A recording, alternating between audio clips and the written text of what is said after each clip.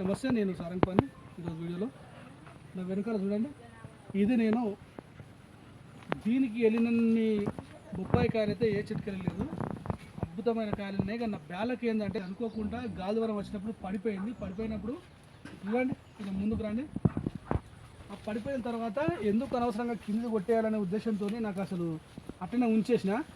మీరు అక్కడ ఆశ్చర్యం ఏంటంటే, ఇది పడిపోయిన తర్వాత దీని పక్కకు 1 2 3 అటొకటి 4 5 మనకు 5 బయట కొమ్మలు వచ్చినాయి చూడండి. ఒక్కొక్క కొమ్మకు ఎన్ని కాయలు ఉన్నాయి చూడండి. ప్రతి కొమ్మకు విపరీతమైన కాయలు ఉన్నాయి. ఇది చాలా ఇంపార్టెంట్ కాబట్టి నేను ఉంచిన. ఇన్ని కాయలు కావడానికి మనకు మూల కారణం ఏంటంటే, కింద చూసినట్టయితే చూడండి, ఇదంతా నేను ఎరువు. నాకు చిన్న మేకలు ఉన్నప్పుడు దీనిలో తోలేది జాళ్ళ తోలినప్పుడు వాటికి సంబంధించిన ఎరువు ఇప్పుడు దీనికి బలంగా అయ్యి ఇప్పుడు ఈ విధంగా మనకు కాయలు వస్తున్నాయి. న్యాచురల్గా ఇవి మనకు ఎటువంటి మామూలుగా బొప్పాయి పళ్ళకు సంబంధించి చెట్లకు మనం ఎటువంటి ఎరువులు కూడా వేయము.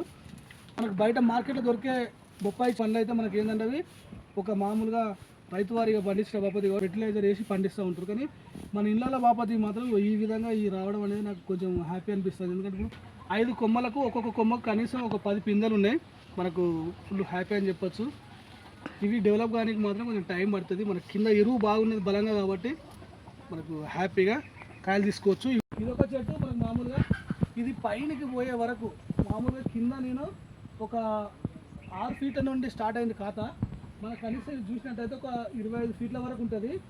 ప్రతి కాయ లేకుండా మనకు బొప్పాయి చెట్టు అనేది పైకి పోదు. ఆల్రెడీ మొగి నుండి మనకు కాయలు వస్తూనే ఉంటాయి, చెట్టు పైకి పోతూనే ఉంటుంది. ఇప్పుడు మనం మళ్ళీ స్టార్ట్ అయినా చూడండి, పైన ఇది మనకు ఇది ఒక చెట్టు చూడండి, కాలింది చూడండి. ఈ విధంగా మనకు అక్కడొకటి ఈ 2 చెట్ల కాయలు అయితే మనకు కనిపిస్తున్నాయి. ఇవి సెట్ కావాలంటే ఇప్పుడు మనకి ఏంటంటే ఈ టైంలో అసలు కాయలు ఉంటే బాగానే ఉండు. ఆ బ్యాలకి ఏంటంటే ఈ డెంగ్యూ ఫీవర్ వచ్చి మా దగ్గర చాలామంది బొప్పాయి కాయలు అడుగుతారు. కానీ నా బ్యాలకి ఏంటంటే తినడానికి అనుకూలంగా లేవు ఇవి. Okay, please subscribe my channel. Thank you.